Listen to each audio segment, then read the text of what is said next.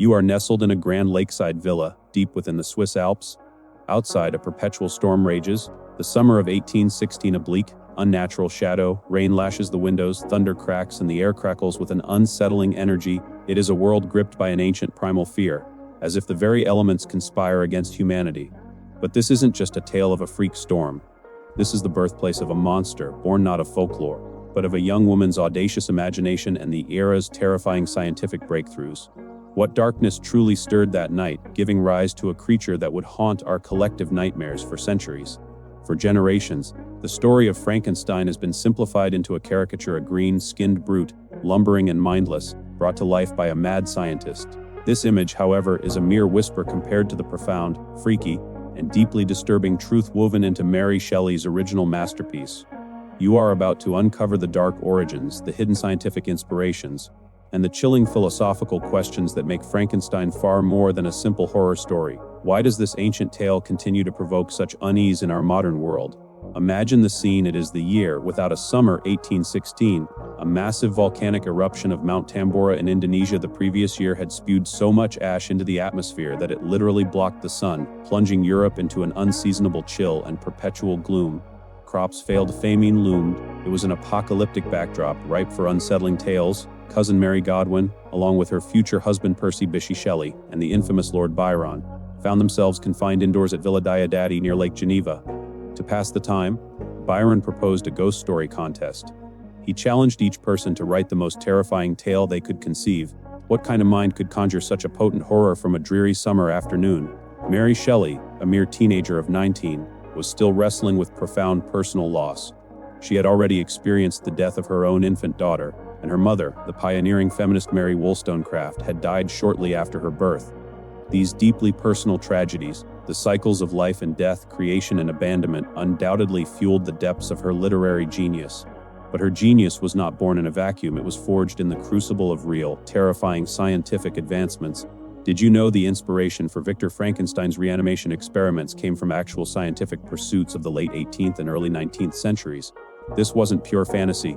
Enter Luigi Galvani, an Italian physician who in the 1780s discovered what he called animal electricity.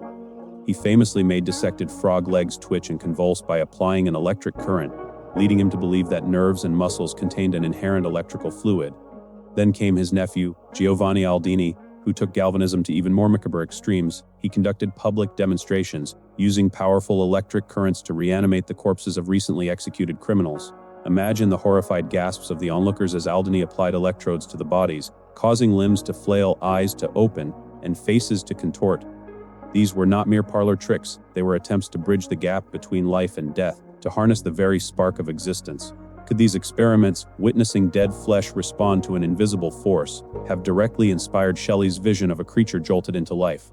Shelley herself, in her 1831 introduction to the novel, explicitly mentions these experiments, confirming their profound impact on her imagination. She speaks of the experiment of Dr. Darwin, who preserved a piece of vermicelli in a glass case, till by some extraordinary means it began to move with voluntary motion, while Dr. Erasmus Darwin, Charles Darwin's grandfather, was more known for his theories on evolution. The mention shows the era's fascination with the origins of life. The full title of the novel reveals another profound, almost ancient, layer of meaning: Frankenstein, or the modern Prometheus. Do you recall the myth of Prometheus from ancient Greek lore? Prometheus was a titan who dared to defy the gods, stealing fire from Olympus and bestowing it upon humanity. For this act of creation and defiance, he was eternally punished, chained to a rock where an eagle devoured his liver daily. By invoking Prometheus, Shelley was not just crafting a horror story. She was issuing a stark warning about the dangers of unchecked scientific ambition and the hubris of playing God. Victor Frankenstein, in his relentless pursuit of knowledge and creation, mirrors Prometheus's audacious theft of divine power. What price, Shelley asks, does humanity pay for such a daring ambition? Here's a fact that often shocks readers: the creature Frankenstein creates is never given a name in the novel. He is referred to as the monster, the creature, the daemon, the fiend, or simply he. The common misconception that Frankenstein is the monster's name is a profound testament to how popular culture has distorted Shelley's original intention. Furthermore, the creature's appearance is far from the iconic green-skinned, flat-headed, bolt-necked figure popularized by Hollywood. Shelley describes him as having yellow skin, lustrous black hair, watery eyes, and straight black lips. He is a colossal figure 8 feet tall, assembled from various body parts. It's a patchwork horror, grotesque yet distinctly human in its origins, not the monolithic, almost machine-like figure of cinematic legend. This shift in popular imagery represents a profound misreading of the novel's original terror. Perhaps the most unsettling freaky fact is the creature's profound intelligence and eloquence.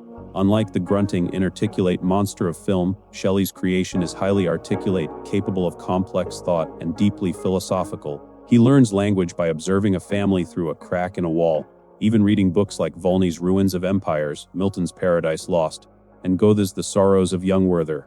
He argues eloquently with Victor Frankenstein, articulating his suffering and his desperate need for companionship. His transformation into a vengeful fiend is not inherent, but a direct result of the relentless rejection and prejudice he faces from every human he encounters. Could it be that the true monster of the story is not the creature, but the fearful, prejudiced society that creates and then abandons him? This fear of the other and the anxiety about scientific advancement were deeply rooted in the historical context of Shelley's time. The Industrial Revolution was transforming society, bringing with it both incredible progress and profound social upheaval. New technologies and scientific discoveries were challenging traditional beliefs, fostering a sense of unease about humanity's rapidly expanding power over nature. Frankenstein became a powerful allegory for these societal anxieties, asking whether humanity was prepared for the consequences of its own creations. The actual setting of Victor Frankenstein's university studies, Ingolstadt, was a real German city with a long history of scholarly pursuits. While not an archaeological site in the traditional sense, its selection by Shelley grounds the fantastic narrative in a tangible, historical reality, lending a veneer of authenticity to Victor's scientific endeavors. Consider the novel's chilling ending, Victor pursuing his creature into the desolate, frozen wastes of the Arctic. This stark, unforgiving landscape symbolizes the ultimate isolation and barrenness that result from unchecked ambition and the abandonment of responsibility. In this icy, lifeless expanse, both creator and creation meet their tragic ends, forever linked by a shared, desolate fate. It's a powerful metaphor for the cold, unfeeling consequences of humanity's hubris. Frankenstein is widely considered to be one of the first true science fiction novels. It introduced the concept of scientific creation gone awry, exploring the ethical implications of technological advancement before the term science fiction even existed. It set the stage for countless stories about artificial intelligence, genetic engineering, and humanity's continuous struggle with the boundaries of its own ingenuity. Its influence on the genre is immeasurable, solidifying its place as a cornerstone of modern storytelling. The freaky facts about Frankenstein are not merely trivia, they are a profound commentary on human nature, scientific ethics, and the responsibility that comes with creation. Shelley's novel forces us to confront uncomfortable questions. What defines humanity? What are the limits of scientific exploration? And what happens when a creator abandons their creation? Today, these questions are more relevant than ever. As we push the boundaries of artificial intelligence, genetic engineering, and synthetic biology, the Frankenstein complex, the fear of science creating something that turns against its creator, remains a powerful societal anxiety. Are we, like Victor Frankenstein, too eager to create without fully considering the ethical implications and our responsibility to our creations? From the historical experiments of Giovanni Aldini to the philosophical warnings of Prometheus, Frankenstein is a timeless tale that continues to echo in our modern debates about technology and humanity.